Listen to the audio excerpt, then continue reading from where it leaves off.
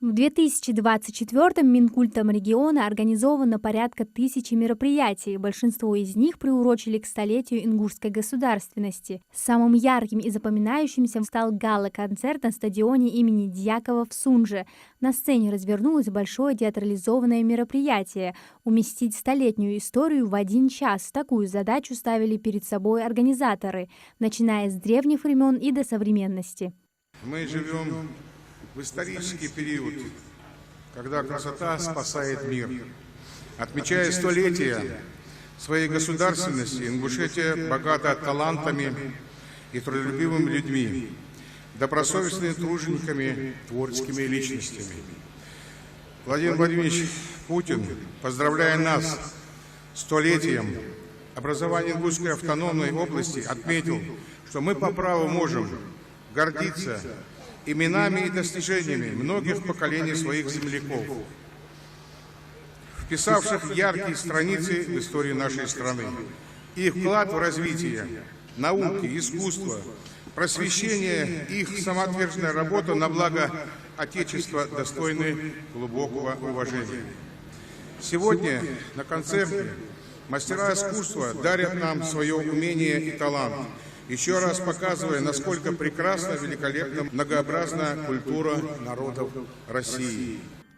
Дни культуры Ингушетии, посвященные столетию ингушской государственности, прошли в Париже в октябре. Мероприятие в Русском доме науки и культуры собрало представителей французских культурных ассоциаций, студентов и преподавателей парижских университетов, специалистов ЮНЕСКО.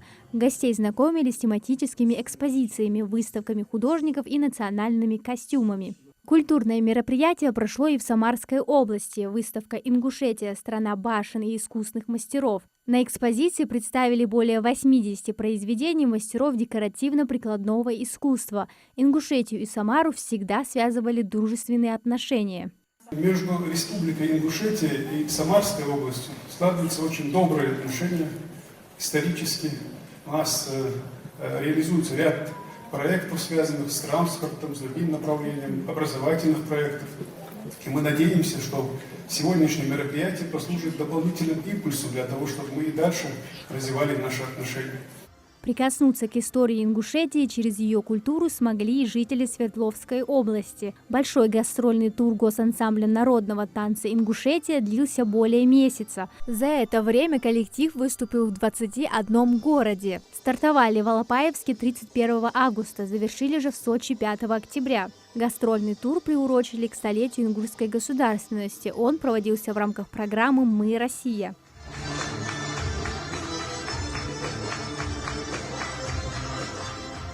В 2024 году с гастрольными турами Ингушетию посетили несколько творческих коллективов из регионов страны. В октябре состоялся концерт госансамбля песни и танца Республики Коми имени Виктора Морозова «Утренняя заря». Национальный оркестр Республики Калмыкия провел концерт в рамках 35-летней годовщины со дня своего основания, а в рамках празднования Дня Великой Победы жители региона насладились спектаклем «Я знаю правду» Донецкого государственного академического музыкально-драматического театра в рамках программы «Большие гастроли». Он был организован Министерством культуры Российской Федерации. Мы получили сообщение обстрел шахты Засядька.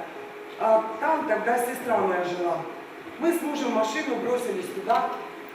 Когда мы вывозили ее, в доме не было ни одного целого стекла, дом решето.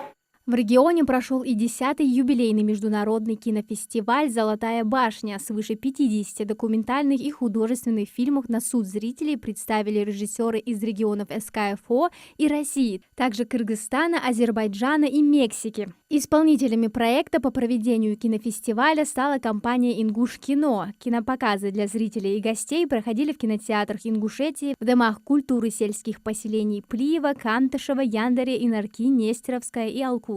Очень хороший фильм в этом году. По содержанию, по направлению, по тому, какую они несут задачу в подсознании нашего общества. Поэтому я считаю, что все-таки фестиваль, он уже становится на ноги и идет такими, пока небольшими шагами. В рамках национального проекта «Культура» в Ингушетии реализовывается и программа «Модельные библиотеки». Система обновления и инновационного развития направлена на то, чтобы полностью поменять представление о библиотечном деле в России. В 2024-м в сельском поселении Аршты в стенах Дома культуры открылась уже 4-я в регионе модельная библиотека. С вводом уникального цифрового пространства в видеоформате коллег поздравила и министр культуры Российской Федерации Ольга Любимова. Ваша обновленная модельная библиотека стала местом, где рождаются яркие идеи и смелые концепции, соединяются технологические инновации и традиции поколений. Но этого не случилось бы без вашего трудолюбия, профессионализма и преданности своему делу. Состоялся и фестиваль казачьей культуры. Он по традиции проходил в Сунже. В концертной программе принимали участие творческие коллективы, представляющие казачью культуру. Это народный фольклорный казачий ансамбль «Долина» из Кисловодска, казачий хор Госфилармонии Ингушетии, народный фольклорный казачий ансамбль «Песни и пляски» и не только.